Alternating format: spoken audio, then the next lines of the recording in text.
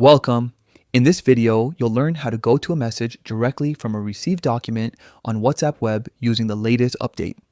This feature is a real time saver, especially when you're trying to trace back the original chat where a document was shared. Let's get started. First, open WhatsApp Web on your PC. You can do this by visiting WhatsApp's webpage and scanning the QR code with your phone. Once you're logged in, you'll see your familiar chat list on the left side of the screen, just like on your mobile app. Now, look closely at the left side menu. You'll notice a small media icon. It looks like a square with a circle inside it. Click on that icon. This opens a window where you can browse through all the media files, links, and documents you've received. From here, click on the Docs tab. This will show you all the documents that have been shared with you across your chat. You can scroll through or use the search feature if you're looking for something specific. Next, look toward the top of the window.